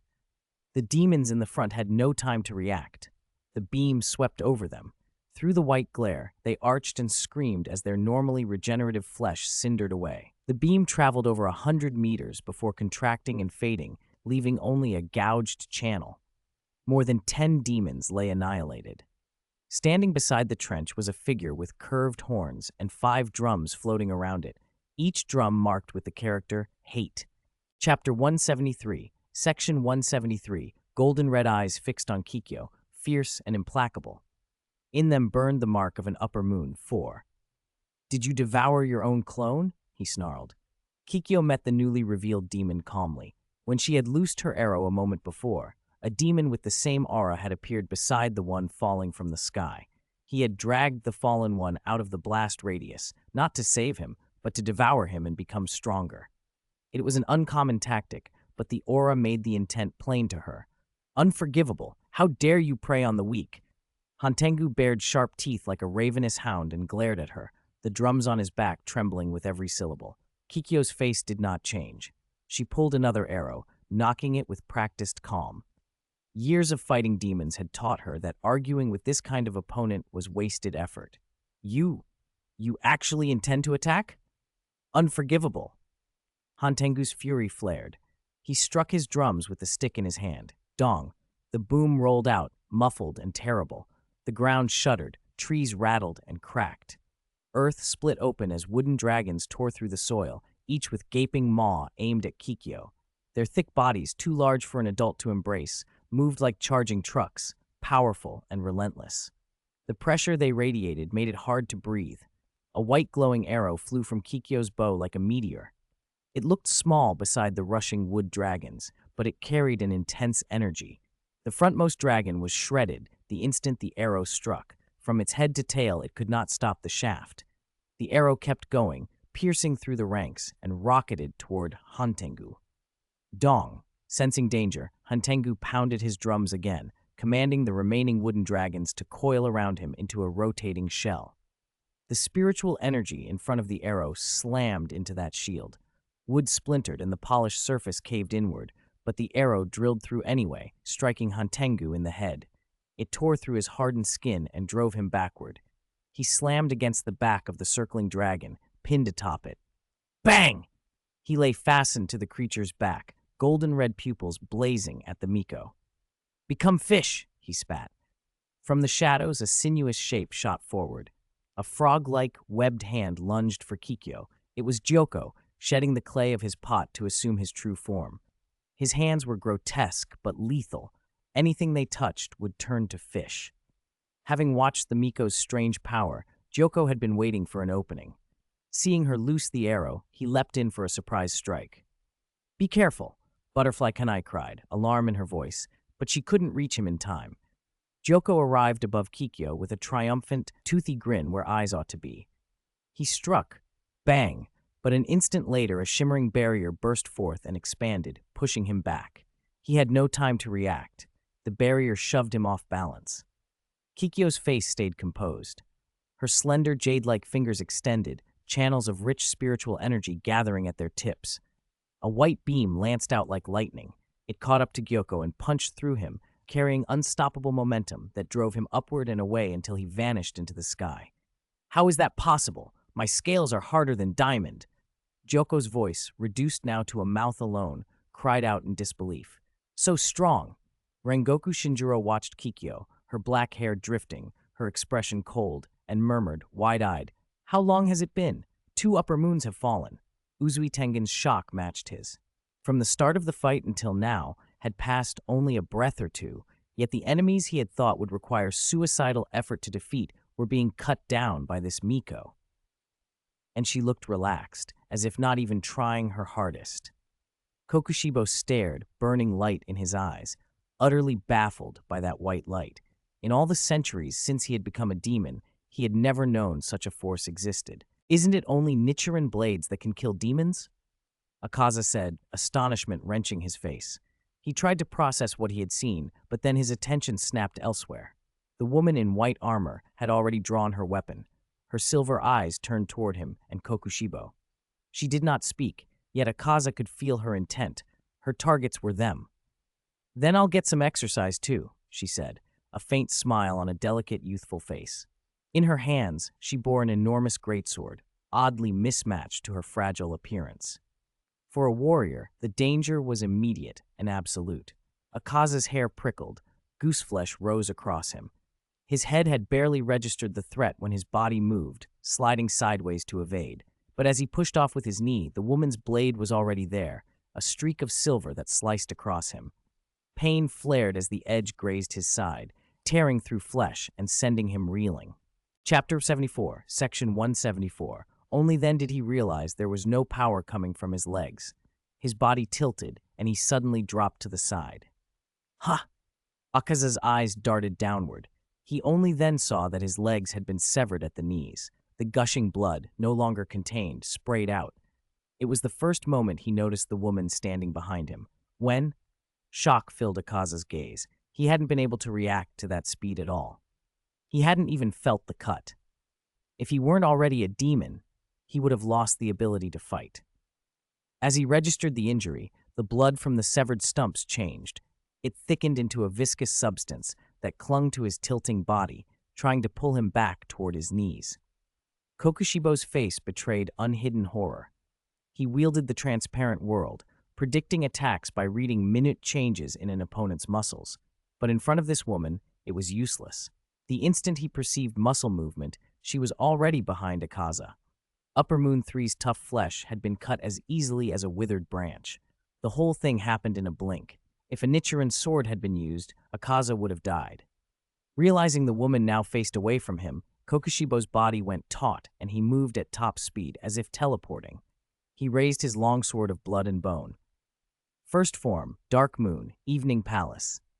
The eyes carved into the blade glowed with a bloodthirsty light. A savage, wicked crescent of a slash flew toward Dinessa. This is bad! The instant the blade struck, Kokushibo felt something wrong. There was no sensation of cutting flesh. The scene confirmed it. The longsword passed clean through Dinessa as if she were an illusion. No blood, no torn flesh. Through his 6 eyes, he saw Akaza wear a look of surprise. Behind him, the woman in white armor had lifted a greatsword. The next moment, pain. A sensation he hadn't felt in ages ripped through Kokushibo. His vision skewed to the sides. He knew he had been cut in 2. Expecting this, he immediately tried to control and reattach himself. It seems their recovery is stronger than other demons. Dinessa's voice carried casual amusement. In her world, demons had formidable regeneration, but beheading or severe head damage could kill them. She hadn't expected these demons to heal, even after being bisected. Then I wonder if they can still recover if they're shattered into several hundred pieces. Her smile widened. The words made both Kokushibo and the slowly reforming Akaza flinch. Akaza hadn't even had a chance to move when an utterly ferocious roar hammered into his ears. The ground split. The world before them went a blasted silver white. Blood sprayed. Kokushibo, once wrapped in infinite glory and the rival he'd always sought to defeat, was being ripped open again and again. Their remarkable regenerative power had become his torment. Each slash tore him apart, and his body's resurrection only prolonged the suffering. The wounds multiplied faster than he could end them. Akaza, trapped within the onslaught, felt agonies erupt across his whole body. Ah! The screams of Upper Moon 1 and Upper Moon 3 rang through the sky. Dinessa hefted the heavy greatsword with one hand and began to swing faster than the eye could track. The motion blurred into afterimages for the demons and the Hashira who had been drawn by the screams. The blows carved through the air with terrifying force, gusts roaring outward. Scars appeared across the ground in quick succession. The surrounding airflow was violently sucked upward. A vague tugging sensation pulled at the onlookers, as if some invisible vortex were drawing them in. The slashing was invisible, perhaps 100 swings, perhaps several hundred. They could only watch the earth itself cry out. So powerful. Gyomei Himajima's voice trembled with undisguised shock. He had faced Upper Moon 1. He knew intimately how fearsome that demon was. Even with his red blade and a new breathing form and a growing understanding of the transparent world, there remained a yawning gulf.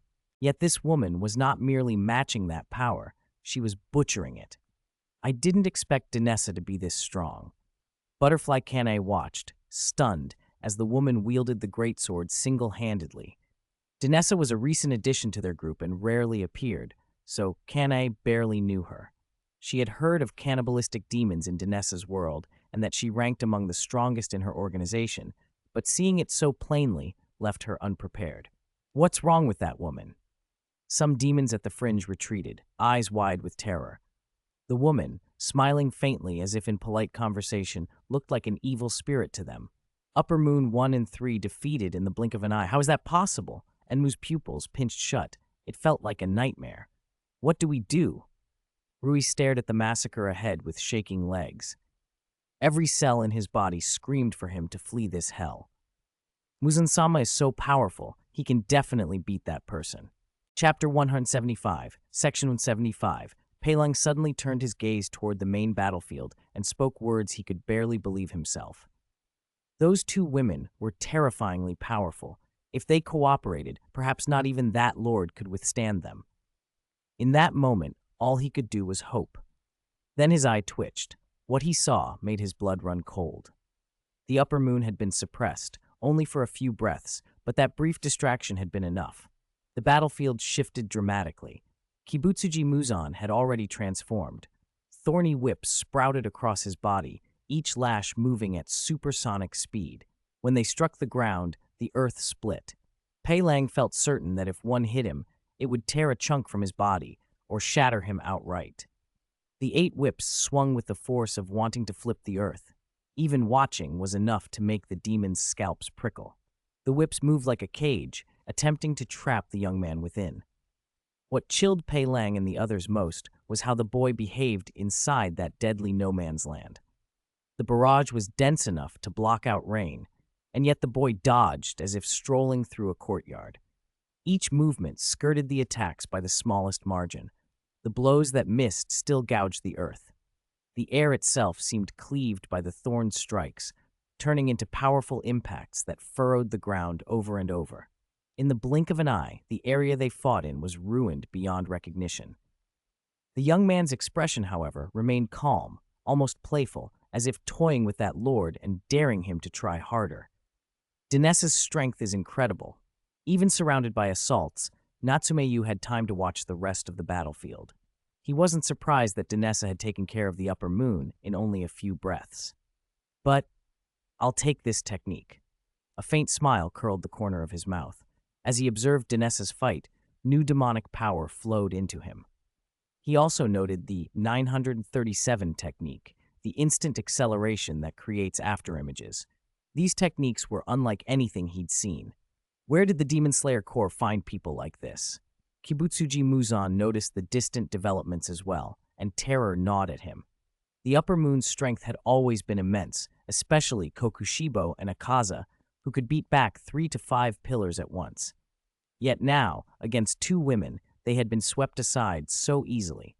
Muzan wanted to curse his subordinates, to call them trash for failing him. But he had just seen a white beam of light and a figure he couldn't even clearly make out.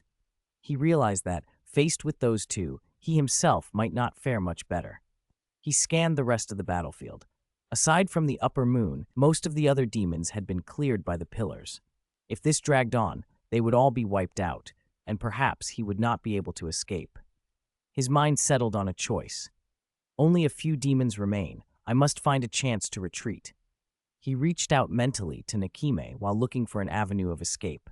Sensing that the surrounding assaults had lost some of their ferocity, Natsume Yuu understood immediately. Trying to run? He didn't mind Muzan escaping. He'd been waiting for it. He wanted to learn about Nakime's control over the Infinity Castle, so he hadn't used his full power yet. Instead, he intended to force Muzan into a crisis without needing to self-destruct. Time to add fuel to the fire. His breath went hot, and blood surged through his body. His temperature rose quickly. Black stripes appeared on his forehead, and at high speed, traced the shape of a tree. With the mark's emergence, his already considerable physical strength intensified. A mark! Muzan barked in surprise. The red blade had astonished him earlier. Now a mark had appeared. He knew the danger. Once a mark manifests, bearers of the mark tend to follow, one after another. Damn it! I'll have to go into hiding after this. The ground roared. The earth beneath Natsume Yuu cracked, and by his deliberate control, countless shattered stones rose around him, briefly obstructing Muzan's thorny whips. It was only an instant, but it was enough. As the whips smashed the rocks into thick dust, Natsume Yuu shot forward like an arrow loosed from a bow. He weaved through gaps between the lashes, and in the blink of an eye was standing before Muzan. He adopted a bow stance, 1 foot ahead of the other. His left fist was drawn back at his waist. His right fist hurtled forward like a cannonball, his arm twisting as it followed through. The sight of the human before him made Muzan's pupils constrict. He tried to react, but his hands were already transformed into thorned whips. Recalling them would take a moment. The human didn't intend to give him that time. Muzan was only grateful the boy had no Nichiren blade. He was using his bare hands. Then a heavier-than-expected fist struck Muzan in the abdomen. The spiraling force punched through his thick skin and rammed into his body. Steel-like bones and strange internal organs were pulverized by the straight, penetrating blow. One of the brains hidden deep within him shattered. Ooh-ah! Pain tore from Muzan as his body leapt into the air, arching like a shrimp. He was flung back like a broken kite. But Natsume Yuu, having thrown the punch, had no intention of stopping there. Chapter 176, Section 176. Natsume Yuu's left hand shot up and seized one of the thorny whips. The grip robbed Kibutsuji Muzan of his momentum mid-flight, and Natsume yanked him back violently. His rear foot drove forward. The ground exploded beneath them. A concussive force rose through the earth, traveling up through Muzan's vital nodes and into his torso. The air around them seemed to thicken. Muzan, pulled over, had his arm and shoulder poised to strike, caught by a blow that felt as if it could topple a mountain. Bones broke. The clear, sickening cracks echoed through the valley, making both demon and human listeners flinch. Muzan went limp, like someone hit by a speeding truck. Fractures spidered through his body, and he hung at a grotesque angle. Even so, his monstrous regeneration stitched him back to more than half of his former shape almost instantly. Natsume Yuu smiled, thrilled. "What a sturdy punching bag," he murmured. He grabbed the flying whip again and yanked. The forces of being thrown and being pulled collided. If Muzan's body weren't so tough, he would have been torn in two. Even now, Muzan felt his insides being kneaded like dough. As he was yanked close, Natsume's right hand snapped out like a lash. The air split with the sharp crack of the strike. Though the motion covered only a short distance, it delivered the force of a whip. Muzan's chest caved in. He didn't get sent skimming across the valley that time, but he was briefly airborne. Natsume's arms straightened naturally. His fingertips dug into Muzan's clothing without touching skin. His purple eyes sharpened. He planted his soles and twisted his body, channeling power up his arm. When it reached his fingertips, he clenched and struck. It was a small, almost sudden blow, but Muzan's pupils dilated as a terrifying concentrated force ripped through him. His internal organs, the hidden brain within his body, his heart, everything felt as if it were being pulverized. A burst of energy leaked from his back, bulging the fabric of his clothes. Rage and humiliation tore out of him. "Bastard!" he roared. The thorny whips writhed under his command, snapping through the air like a nest of snakes. Countless mouths opened along them, sucking in smoke and rubble with an oppressive vacuum. But Natsume's speed outpaced the attack. Before the whips could reach him, he closed the distance. With his hands cupped as if holding a delicate fruit, he thrust upward. Muzan's head snapped back with a crisp crack. He fell in a grotesque, contorted arc. A tearing wound appeared along his neck, but sealed almost as soon as it formed. The force launched him back hard, and the whips swung to adjust their strike. Natsume didn't relent. He accelerated, raining blows like a rising tide, faster than Muzan's counterattacks, stronger than each of them. Every time Muzan tried to fight back, he was interrupted before he could finish. He couldn't find purchase on the ground. Rui watched, horrified, as Muzan couldn't even land. Kokushibo and Akaza, who had been ripped into countless pieces and barely slotted their own regeneration, were shredded again and again. "We're going to lose, aren't we?" Rui whispered, fear written plainly on his face. The urge to flee had already taken root. The other demons nearby fell silent. No matter how powerful their lord had seemed before, the truth was obvious now. Running wasn't an option. Rokuro's voice came low and bitter. "If we run and he survives, we're dead." He knew what Rui was thinking. In past fights with the pillars, Rui had fled without consequence. Now, if they abandoned Muzan, any survivor among them would be hunted down first. Muzan's blood in their veins left them open to his control. Rui understood that, but his body still trembled. The sight of the battle left him convinced the coming fight would be a massacre. A thunderclap cut across their hesitation.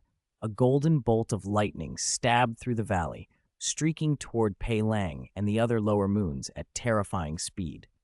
It wasn't as potent as an upper moon, but it carried enough force that everyone reacted instinctively, scattering like a shaken pot.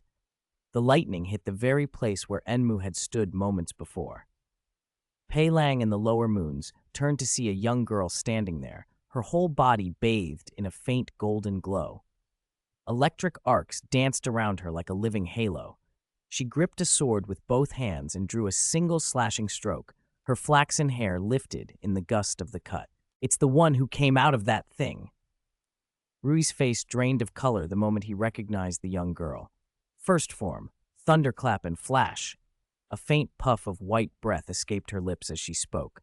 Thump. Footsteps pounded against the mountain wall. A splash of water echoed, then the mist around them thickened. Several demons lifted their heads in surprise and watched the girl leap into the air. Her blade shimmered with blue light, braided with streams of water. Eighth form, waterfall basin. At her clear shout, the Nichiren blade came down hard toward Enmu. Along the arc of the swing erupted a column of water, like a jet from a high-pressure pump. Enmu flinched at being targeted again and again, but then he realized something important. These two were not as strong as the other women. "They're not as strong as those two," he thought, and tried to exploit that. "Sleep." He flicked the back of his hand sharply, and the mouth on his palm opened. His blood demon art rolled outward toward Chitanda Eru. The other demons immediately noticed and moved to use their blood demon arts as well, trying to subdue her. Before they could unleash them, the girl who had used thunder breathing surged forward, electricity shimmering over her whole body. She flashed like a bolt of lightning and drew all of the demons' attention. "Humph," Chitanda Eru shouted, channeling her breathing technique. A faint blue glow flared around her. They had studied the lower moon's blood demon arts before coming here and had worked out counters. Natsume Yuu had argued that simply releasing one's own energy to resist could be enough. Blood demon arts were powerful, but not without limits. Energy resistance worked, but they could not hold that level of output for long. The fight had to be ended quickly, or they would need Kikyo or Dinessa to step in. "My blood demon art failed."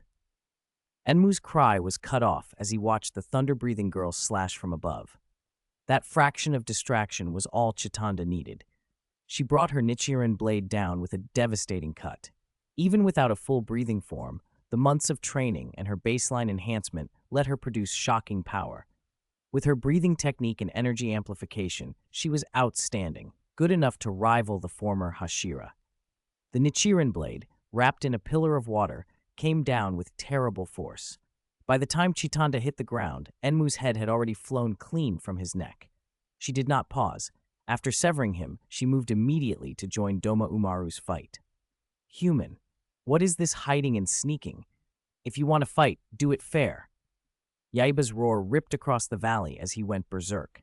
Invisible arrows dragging Susumaru's Tamari smashed through the terrain, gouging pits and tearing the earth. Still, the girl who had been hiding in the shadows did not show herself. It was as if she had never been there. Yaiba, however, knew she had been waiting. Her clothes were tattered and stained with blood, evidence she'd been crouched in the dark the whole time. "It's time to finish this." A calm voice came from behind. The charming young girl stepped out quietly. "What?" Alarm hammered in Yaiba's chest. He instinctively lashed the arrows carrying Susumaru's Tamari to attack and scrambled to put distance between himself and the newcomer. A short sword flashed first, faster than a blink, powerful and utterly soundless, as if it were not there at all. Puncture. The short sword found his neck with surgical precision. Tough skin split, and Yaiba's head tumbled forward, carried by inertia. "My body." His vision spun as his body collapsed, blood spraying. The girl behind him calmly retracted the short sword and moved on towards Susumaru. Yaiba's head, rolling to the side, caught a distant sight. Kibutsuji Muzan, helpless beneath a storm of attacks, floating and unable to retaliate. Whips, swung so fast they were invisible, shredded around him. Every counterattack slid off or failed to land. Was it a hallucination? Yaiba blinked away the haze and saw a faint white light when a young man's fist struck an adult's body nearby. The adult's healing seemed to be drawn into that young man, swallowed up. Trying to speak, Yaiba mouthed, "Muzan-sama, run," but with no voice. His will could only be offered through his eyes as his consciousness faded. "So strong," someone muttered. "Kibutsuji Muzan has no way to fight back at all." Rengoku Shinjiro had cleared the demons in front of him and then turned to look at the main battlefield. The ghost who had stood for 1,000 years against the Demon Slayer Corps was being toyed with, and it made Muzan, for a moment, seem like nothing more than a name. Yet the invisible whips still shredded the air with thunderous sound and ripped huge chunks out of the ground, reminders of the mortal danger they all faced. If one of those strikes connected, a body could be torn apart. His close combat is phenomenal, Rengoku said. Kibutsuji Muzan's attacks are being disrupted by those strikes. Uzui Tengen arrived after finishing his own fight and stepped closer. That creates a situation where the momentum is massive, but he can't land the blows, he observed. The powerful demons had been consumed by that group, leaving the remaining slayers able to handle lower-ranked threats. That freed them to watch the battle unfold. Kibutsuji Muzan's regenerative ability is terrifying, Sanemi Shinazugawa said as he joined them, staring at the distant scene. Natsume Yuu's strength was so great that every attack she landed could break Muzan's bones. Chapter 178, Section 178. His internal organs had been turned to minced meat. For any ordinary person that would have been fatal, yet the Ghost King recovered in an instant. His regenerative power even outstripped what the old Upper Moon Six had shown. Coupled with those stinging whips and the strength the others still had, defeating him remained incredibly difficult. Only now did Sanemi Shinazugawa truly grasp how powerful Kibutsuji Muzan was. His confidence in finding and killing Muzan suddenly felt dangerously presumptuous. If it weren't for the Flower Pillar's luck, Himejima Jume murmured, thinking of what Butterfly Kane had said about the outcome 5 years from now, it might have taken another 5 years and a heavy price to break this curse. Dinessa stood a short distance away, her greatsword slung across her back, a faint smile on her face as she watched the fight. Her relaxed, almost leisurely expression made it obvious to anyone paying attention that Natsume Yuya was holding back. Beside her, Butterfly Kanae moved like a dancer, precise, deadly, severing the heads of Kokushibo and Akaza with calm efficiency. Dinessa's body, infused with demon flesh and blood and wielding that greatsword, could perform inhuman feats, arms twisting, impossible recovery, but she rarely used raw, sweeping energy attacks. For the close, surgical strikes they needed, only Butterfly Kanae could act. As he comes into contact with more worlds, his growth might accelerate, Butterfly Kanae said quietly, sheathing her Nichiren blade and watching Natsume. I just hope his curse fades soon. She laid a hand in front of her and thought to herself, silently, it's about time. Sensing the battle tipping and seeing the fear on Kibutsuji Muzan's face, Natsume felt the moment had arrived. If Muzan was left any longer, he might trigger some cataclysmic self-destruction. Natsume stepped up into the air, rising until he was level with Muzan. With a twist at the waist, his right leg transformed, shaping itself into a battle axe that swept horizontally. The air compressed and let out a dull roar. An opportunity, Rengoku Shinjiro shouted, leaping into action. Muzan reacted just as fast, gathering his stinging whips into a shield in front of him. For an instant they met like clashing steel. Boom. The valley shook with a muffled explosion. The atmosphere rippled. A violent gust of wind fanned out in every direction. The stinging whips, taking the full brunt of the blow, buckled and gave way. Muzan's body snapped backward and was hurled through the air. He shot up into the sky, then spread his whips before him, face twisted with rage. Vertical, snake-like pupils flashed crimson light. A red killing intent bled into the moonlight and seemed to stain the valley itself. Several whips encircled him, the silver moon hung above, and he floated there like some unnameable god of malice. He roared down at them. Damn the Demon Slayer Corb. You're formidable this time, he snarled. But no matter how strong you are only human. I will return in a few hundred years. When I do, I will slaughter every descendant of the Demon Slayer Corbs. The words were pure Muzan, grandiose and terrifying, yet something about the threat felt odd to Natsume. Oh no, he's trying to escape, Rengoku snapped. He hurled a Nichiren blade through the air. Uzui Tengen and the others surged, scattering to cut off every avenue of flight. They had nearly annihilated the demons tonight, but if Kibutsuji Muzan lived, it would all be for nothing.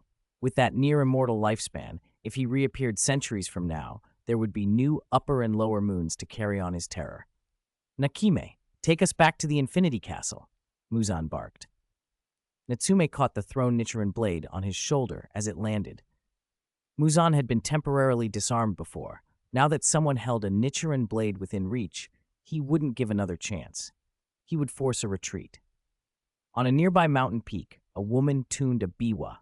Her presence cut through the valley like a single, cold note. "I've been waiting for you," she said. Natsume's gaze flicked to Nakime. Even under moonlight, and with the demonic blood fused into his body, he could see clearly. Nakime's plectrum touched the strings, and a low, resonant tone filled the air. In an instant, Muzan's figure vanished. "What?" Rengoku and the others cried out. They had cornered him. Could they really let him slip away again? Nakime did not vanish herself. She simply turned her attention to the lower moons still fighting and plucked the biwa once more. One after another, the remaining lower moons dissolved from sight. "Don't run," Sanemi snarled, his scarred face twisted into a feral grimace. He vaulted up the cliff face and surged toward the peak like a gale. But Nakime, bowing in a perfunctory performer's nod, played one last note and disappeared. "They actually ran," Doma Umaru said, tilting her head, a soft note of regret in her voice. "But we'll meet again soon." A smile creased her pretty face. Since they had been revealed before Natsume Yuya, escape had already become meaningless in another sense. "You, how did it go?" Chitanda Eru asked, turning to him. Everyone else shifted their gaze as well. Natsume rested the Nichiren blade casually on his shoulder and smiled. "I learned it," he said simply. The remark and the sight of the blade made Uzui's eyes go wide. Astonished looks spread among the group, but their surprise was tempered by the thought of Natsume's abilities, and by the fact that many here had come primarily to help rather than to claim glory. Section 179. The anger that had flared in his chest cooled as quickly as it had risen. "I'm curious about Nakime's blood demon art," Natsume Yuu said, watching the others to make sure none of them reacted immediately. "But don't worry, I hid my energy inside Kibutsuji Muzan's body. Even if Nakime doesn't appear and simply transfers him away, it won't matter," he continued.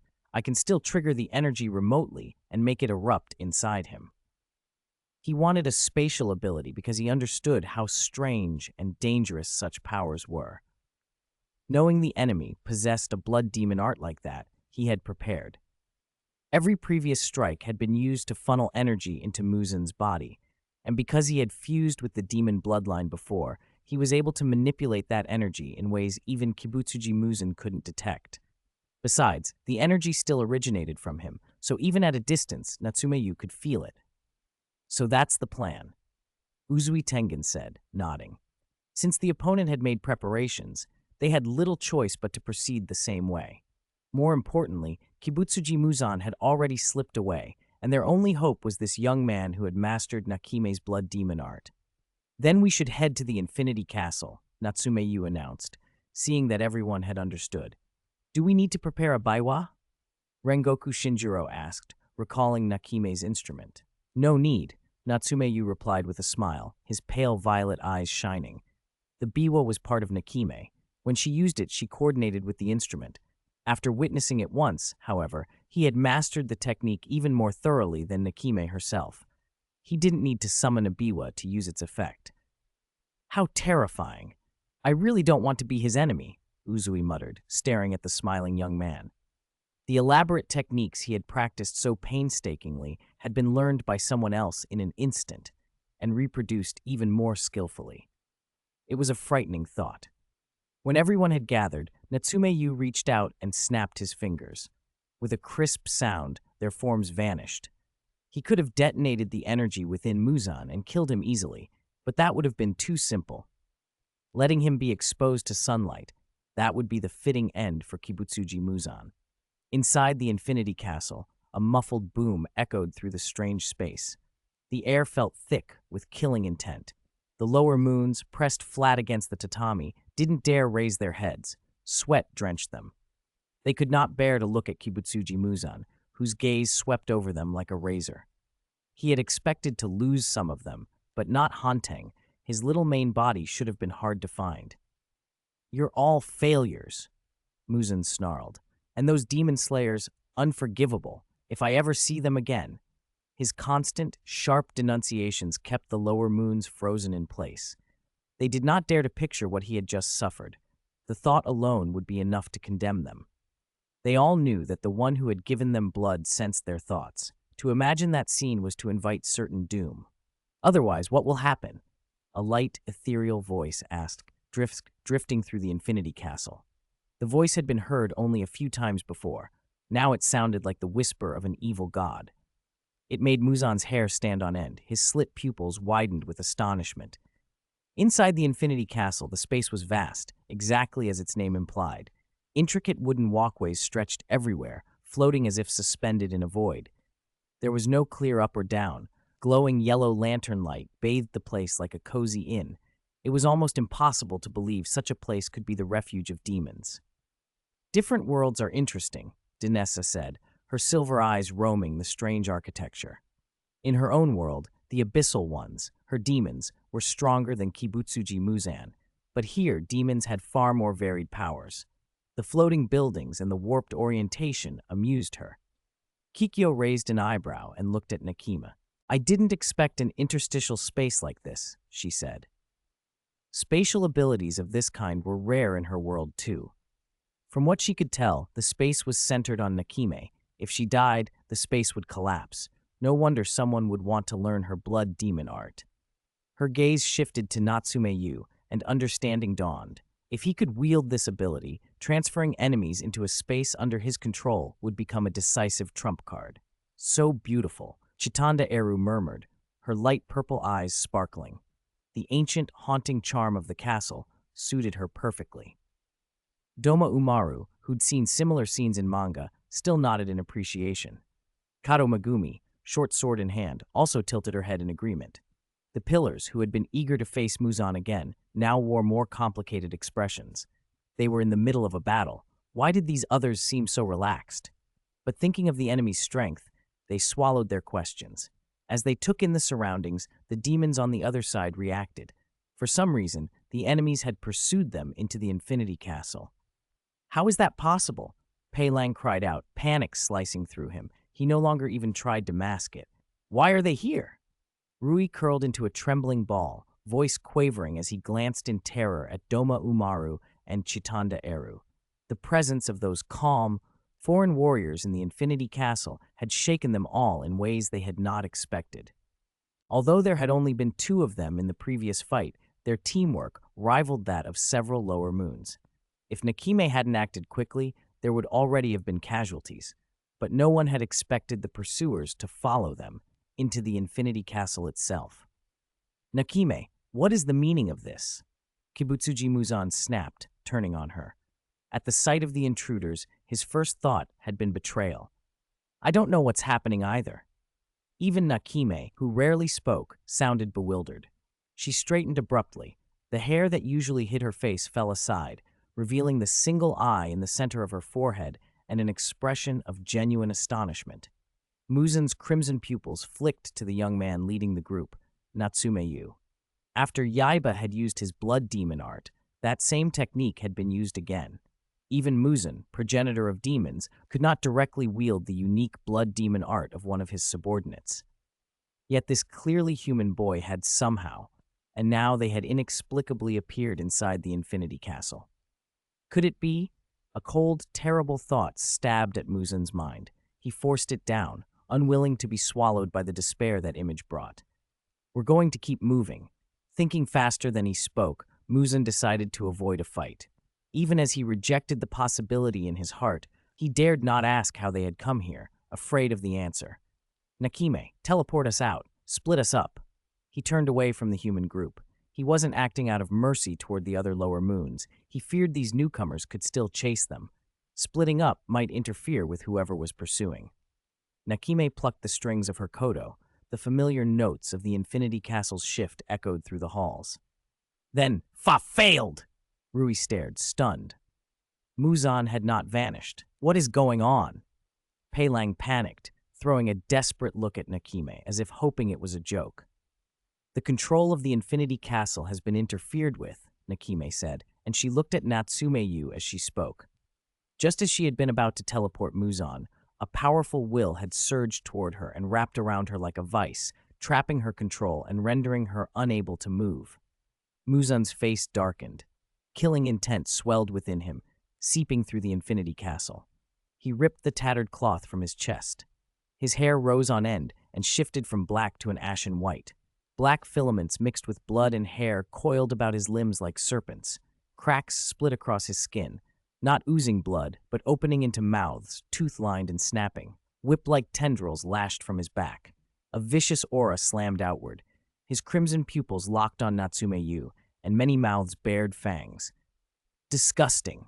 Chitanda Eru frowned at the sight. Muzan's transformed form made her recoil inwardly. On the livestream, Yotsuya Miko was unbothered. Still within acceptable limits, she said, having seen enough bizarre apparitions to remain unfazed. Seiko Busujima glanced at Miko, remembering how frightened she used to be when she first encountered demons. Now Miko's composure moved Seiko. "Miko's grown a lot," she commented softly. Muzan did not notice their chatter. He crouched into a fighting stance, every one of the 5 brains in his body churning for a countermeasure. He considered fleeing, but the unknown strength of the Shrine Maiden and the warrior with her made any plan perilous. Before he could devise something clever, he chose the bluntest option. "Take back control of the Infinity Castle," he ordered Nikimi, then surged forward with a terrifying aura. "Sun breathing, let's see how it fares." The sun breathing, born from the Kagura dance that Natsume Yuu had inherited through Tanjiro Kamado, flowed through the boy as he began to transform. White breath steamed from his lips. The mark on his body glowed deeper. Power blossomed in his hands. The Nichiren blade he carried, the blade once in Rengoku Shinjiro's possession, flared with a fierce red heat. The air around him shimmered. Heat waves radiated outward in visible ripples. Without waiting for anyone to react, Natsume planted his feet and launched himself like an arrow. In an instant, he closed dozens of meters, covering the distance between human and demon. Muzan's pupils constricted. An involuntary thought flashed through him. Yoriichi Tsugikuni. The old scar on Muzan's chest seemed to answer, burning as if summoned. Behind the young swordsman, it felt to Muzan as though that legendary swordsman himself was whispering. "Feel this heat, like the sun once more, Kibutsuji Muzan." Natsume's voice was calm and steady, his pale purple eyes fixed on the demon before him. The heat he brought felt hotter than any Muzan had felt centuries ago. The aura was sharper than even that ancient swordsman's had once been. "What do you consider a life to be?" Natsume demanded, voice ringing with a clarity that cut through the charged air like a blade.